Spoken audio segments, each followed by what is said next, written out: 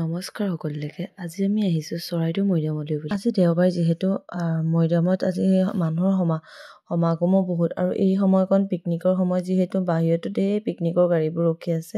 Picnic খাবলৈ ধেৰ মানুহ আহিছে। চৰাইদেউ হৈছে আহোম স্বৰ্গদেউসকলৰ প্ৰথম ৰাজধানী আৰু চৰাইদেউ মৈদামসমূহ আহোম স্বৰ্গদেউসকলৰ সমাধিস্থল বুলিও জনা যায়। আৰু এই মৈদামসমূহক আমি ইজিপ্তৰ পিৰামিডৰ লগত তুলনা কৰা হয় আৰু অসমৰ পিৰামিড বুলি ক'লে চৰাইদেউ মৈদামকে জনা যায়।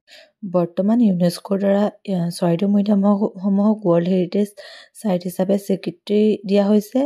অসমৰ 3টা ৱৰ্ল্ড হেৰিটেজ চাইট আছে, কাজিৰঙা, মানাস আৰু চৰাইদেউ।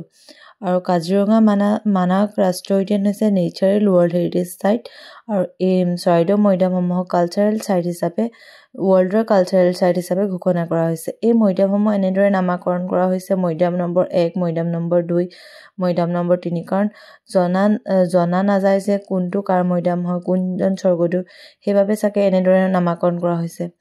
আৰু এই আগতে 90টা মৈদাম আছে বুলি জনা যায় যদিও বৰ্তমান প্ৰত্নতত্ত্ব বিভাগৰ দ্বাৰা 30টা মৈদামে স্বীকৃতি লাভ কৰিছে।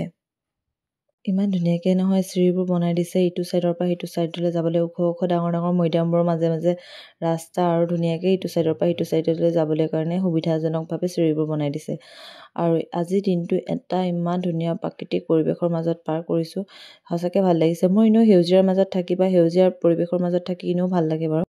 এতিয়া ধুনীয়া পৰিৱেশৰ মাজৰ পৰা ঘৰলৈ বুলি ওলাইছোঁ। অসমৰ সঁচাকৈ সকলো পৰ্যটনথলীয়ে ইমান ধুনীয়া আৰু ইমান প্ৰাকৃতিক সৌন্দৰ্যই ভৰপূৰ হৈ আছে নহয়, ভাষাৰে বুজাব নোৱাৰি। আৰু যদি ভিডিঅ'টো ভাল লাগে লাইক, কমেণ্ট, শ্বেয়াৰ কৰি দিব। Thank you. আৰু যদি আপোনালোকে বিচাৰে এটা ধুনীয়া পৰিৱেশৰ মাজত দিনটো পাৰ কৰিবলৈ ইয়ালৈ আহিব পাৰে।